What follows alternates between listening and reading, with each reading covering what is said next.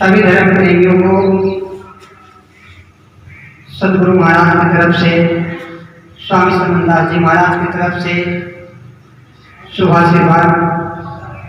हमारे गुरु जी तो कहने में कहते हैं कि चले गए, लेकिन आपकी अपनी आंखें जो सामाजिक आंखें हैं इसे बंद कीजिए।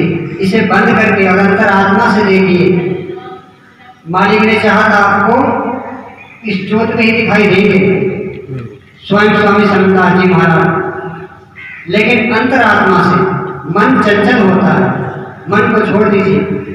कहते हैं मन के मदे न चाहिए, मन है पक्का दूध, मन ऐसी जगह ले जाके छोड़ दे जहां सिर पे बाजी जो। मन को हटाइए अपने अंदर, आत्मा का। इंसान के अंदर दो ही चीजें हैं, एक उसका तन, एक उसकी अंतरात्मा।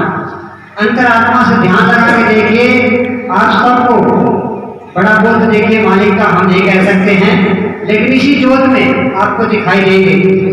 आने वाले लोग जो यहाँ आते हैं, महिलाएं जेंट्स जो भी आते हैं, सब यही कहते हैं कि यहाँ सब विराजमान है।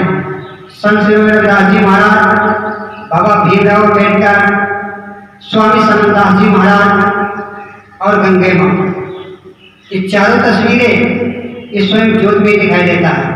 ये तो चलो अखंड ज्योत से जोड़ के लाए, लेकिन जो अंदर अखंड ज्योत चल रहा है उसमें जाके देखिए आपको दिखेगा। ये यहाँ का मालिक की दया है और उनका प्यार है। इसीलिए अपने दिल में ये न रखिए कि नहीं है, शरीर तो आना जाना लगा हुआ, आना जाना खेल जगत का, कभी आना कभी जाना है। ये तो चलता रहता है, चलता रहेगा। कोई भी सदा अमर लिए तीन लोग मृत्यु लोक है, धरती आकाश पाताल, ये तीन लोग मृत्यु लोक में आता है। और चौथा लोक मालिक का निर्गुण देश है, वो मरण जीवन से न्यारा है, वही सन खेले न्यारा है। हमारे मालिक भी वही गए और हमें आपको भी वही के लिए लगा के गए कि बच्चे जो बिगड़े बिगड़ लिए, अब ना बिगड़ो, अब सुधर जाओ, क्योंकि आगे आने वाला समय जो चल रहा है। हम जबरेड़ा विधानसभा अध्यक्ष के रूप में तो मैं यही कहना चाहूँगा, क्योंकि जब ऐसे स्थान पर खड़े होते हैं, संत गुरु रविदास जी महाराज के चरणों में नमन करते हुए, सदगुरु स्वामी समनदास जी महाराज जी के चरणों में नमन करते हुए, आज इनकी पुण्यतिथि है, प्रथम पुण्यतिथि। तो ये संदेश जो संसार को दे के गए मानव मात्र का, कि ऐसे ऐसे हमें बुराइयों से बचाया हमारे समाज को, और एक अच्छी प्रेरणा दी कि आज का युवा कितना भटक गया है संसार में, कि नशे के चक्कर में इतना लगा हुआ है कि जिधर देखो बहुत ज़्यादा विचलित हो चुका है इंसान।